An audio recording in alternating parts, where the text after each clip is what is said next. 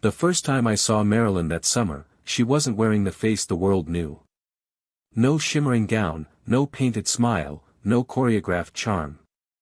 Just a woman in a loose linen blouse, her platinum hair pinned messily against the Nevada heat, sunglasses too large for her tired eyes. It was the kind of arrival that should have been inconspicuous, but nothing about Marilyn was ever invisible. That I had come to the set of The Misfits not as a filmmaker or journalist, but as an observer, a shadow on the edge of the frame. The studio had granted me a rare courtesy, access without questions. At the time, I told myself it was research. In truth, it was something closer to reverence. Not for the celebrity, but for the mystery she carried like perfume. The production site sprawled across the bleached horizon outside Reno. Dust clung to everything, the trailers, the crew, even the wind seemed sluggish.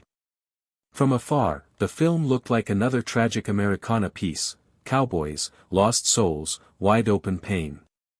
But beneath the script, there was a deeper drama unraveling, and its central character wasn't in the screenplay. Marilyn was late to the set the first morning. Not scandalously so, but enough for people to exchange glances and mutter behind hands.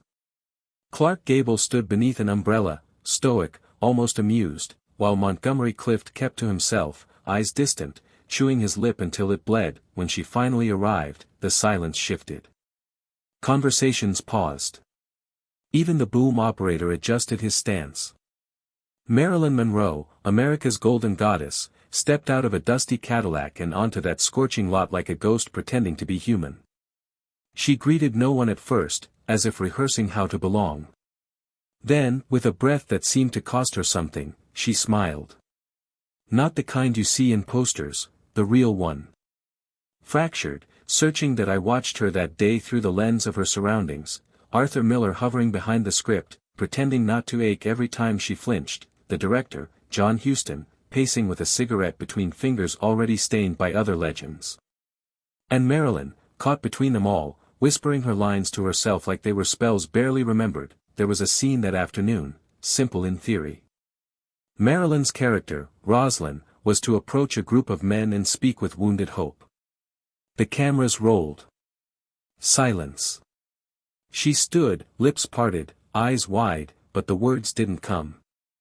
After 3 takes, she turned and walked off set, vanishing into her trailer. That I didn't follow. No one did.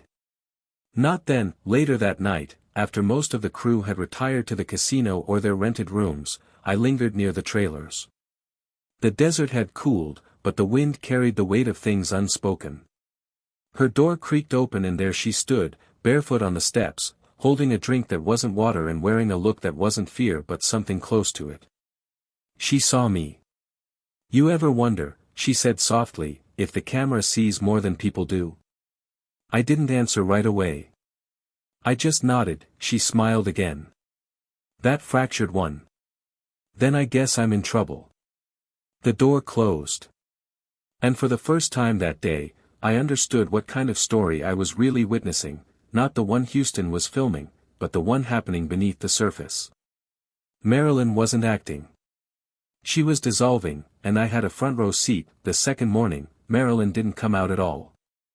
The crew whispered, cursed the heat, shuffled call sheets.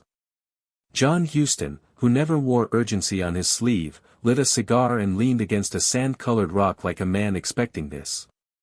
Only Arthur seemed restless. He paced near her trailer, script pages fluttering in his hand, as if some last rewrite might fix what was breaking.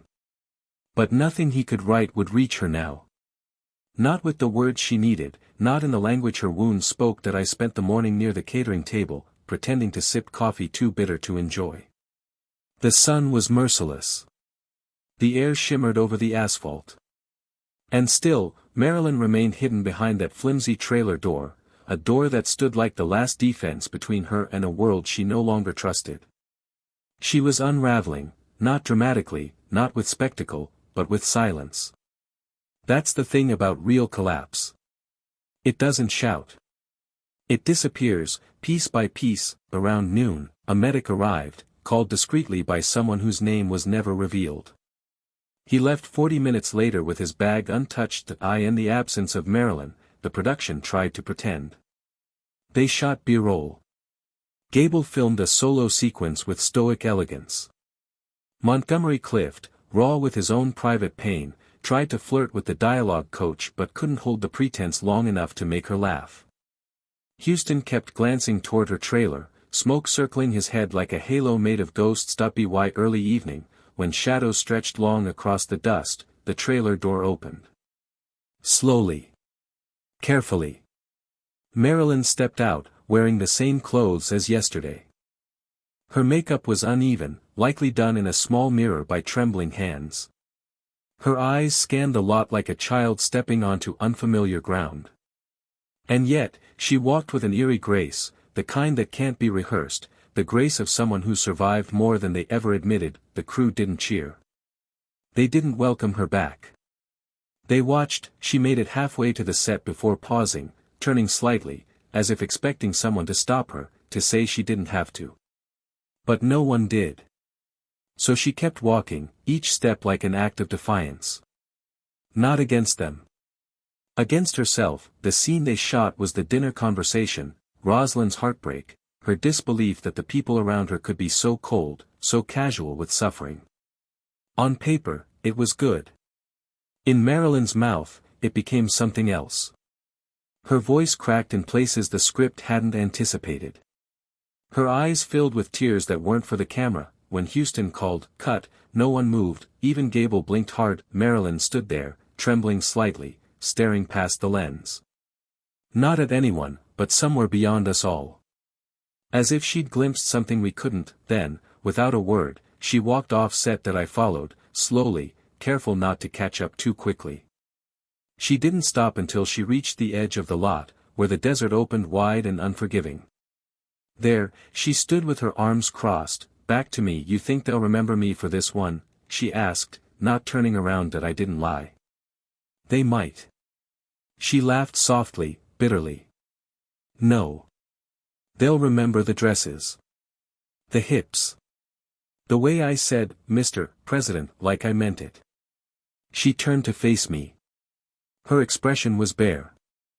"They'll forget this part, the part where I tried to be real." It hit me then, in a way I hadn't quite grasped before. Marilyn Monroe wasn't trying to act. She was trying to be believed. And the more she gave them her truth, the more they demanded the illusion. Later that night, I sat alone at the small motel I was renting, flipping through notes I hadn't written. My hands hovered over the paper, unsure where to begin. The story I thought I came to capture had changed. It was no longer about the film being made, it was about the woman slipping through its seams.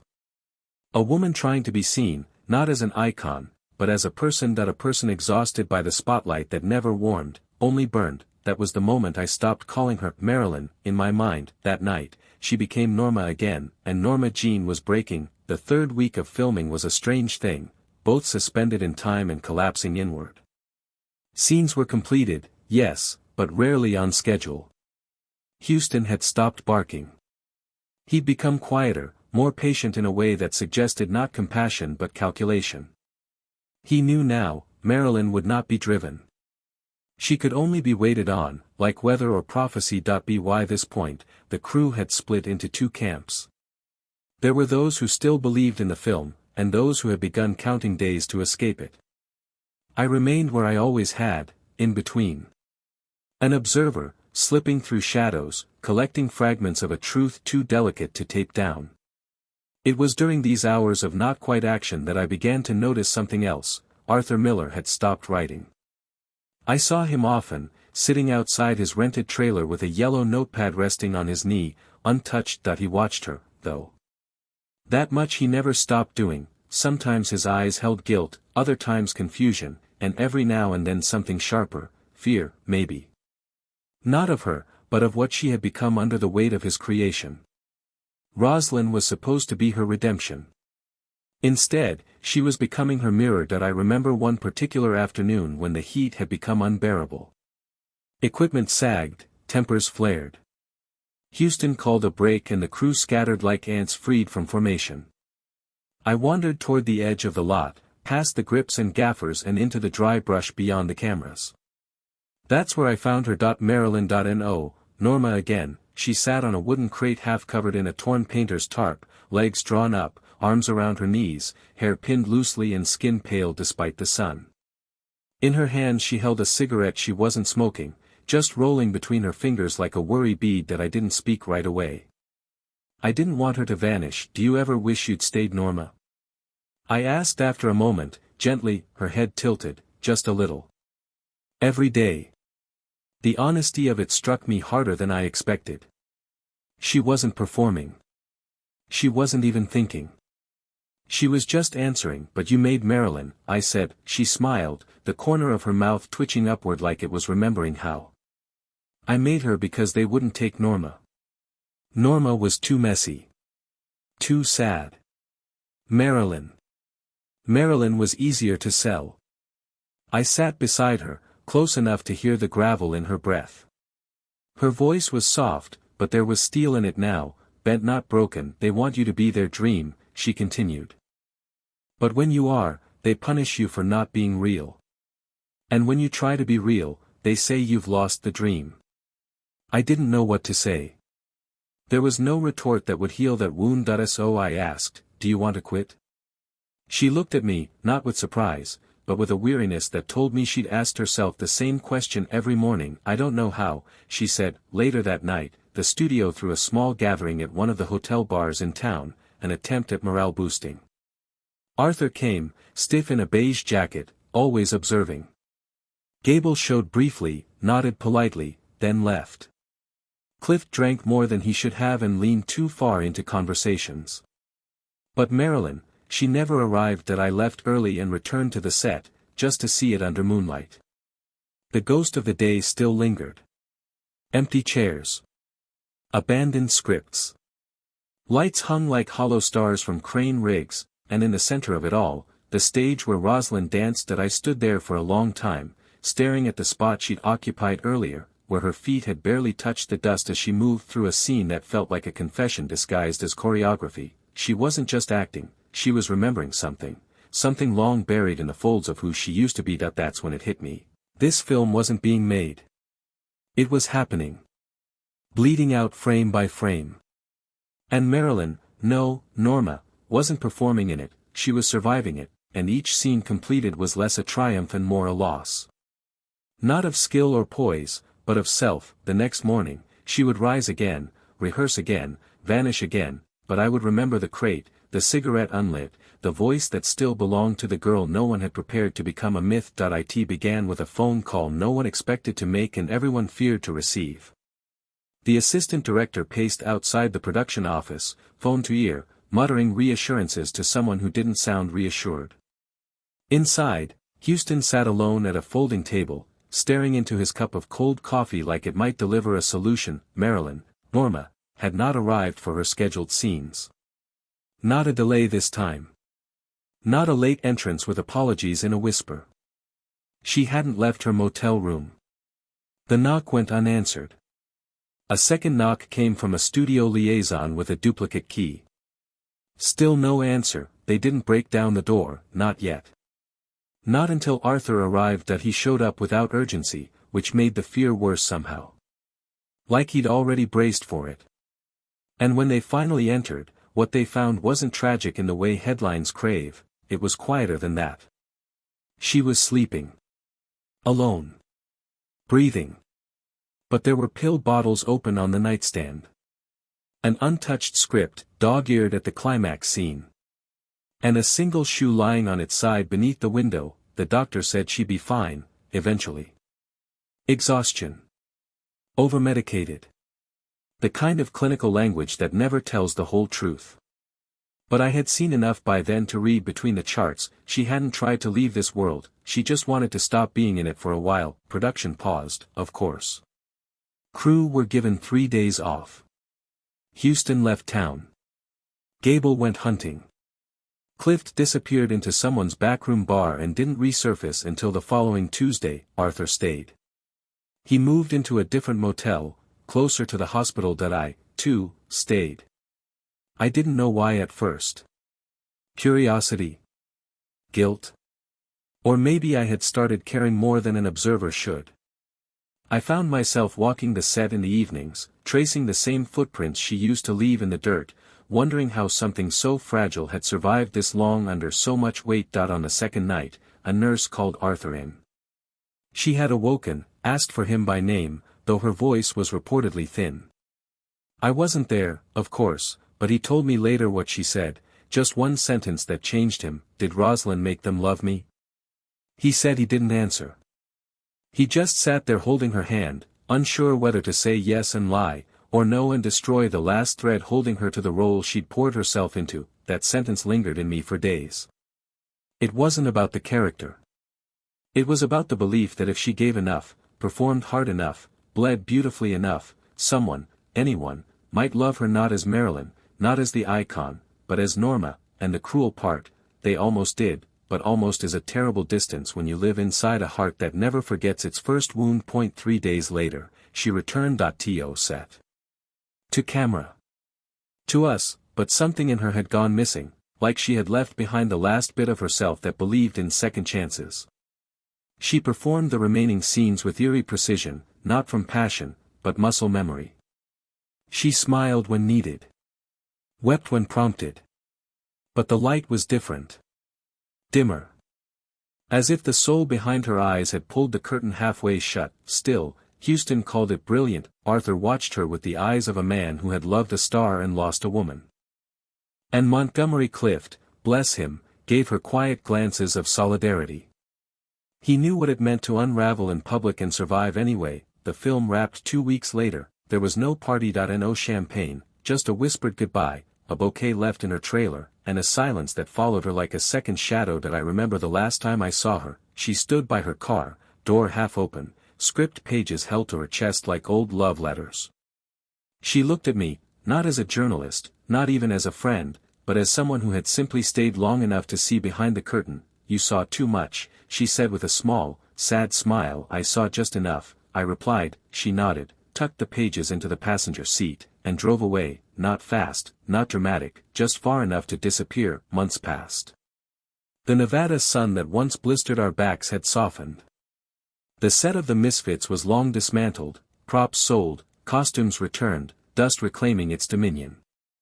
The film moved into post-production, handled by men in cold rooms with scissors and spools.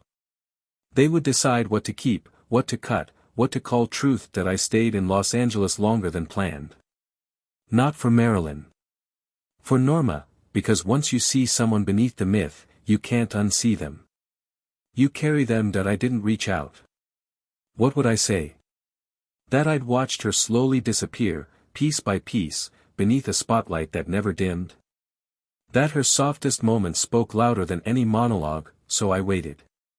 Quietly. Watching the headlines like one might watch the horizon for smoke. Then, one August morning, the world fell silent. She was gone, not in the metaphorical sense. Not in the Hollywood exits they write with flair and false sentiment. No. This was final.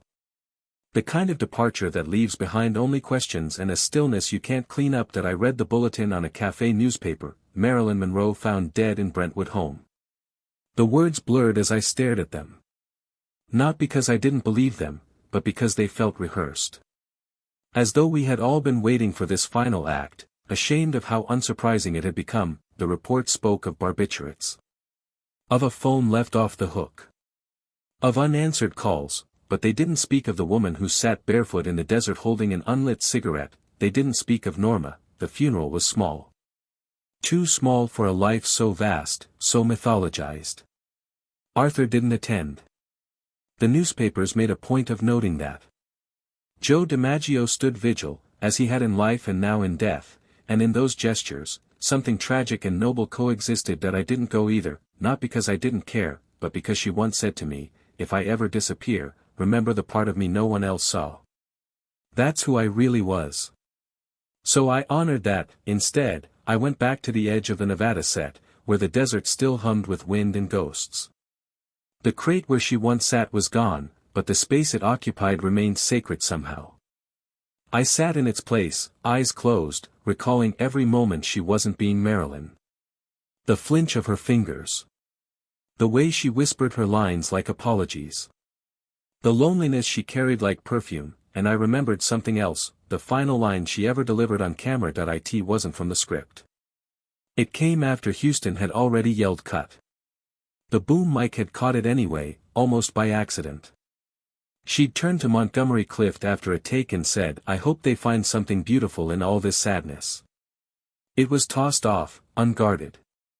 But when I heard it in post-production weeks later, it hollowed me out, because she hadn't been talking about the scene, she was talking about herself, about the myth, the icon, the woman left behind in the wreckage of desire and attention and misunderstood kindness. Years have passed since that desert summer. The world has changed. But whenever I see her face, on a magazine, a t-shirt, a mural fading in the sun, I don't see the legend that I see. Norma Jean, the woman who asked if the camera could see more than people, the woman who tried to be loved by being real. And I remember the last thing I whispered the night she wrapped her final scene: "They'll never forget you." But now, I realize, I was wrong. They did forget her, but I didn't. And so, in the softest applause, in the silence between the reels, in the breath held by a fading star, she still exists, not as Marilyn, but as a girl who once sat quietly in the desert, trying to become whole,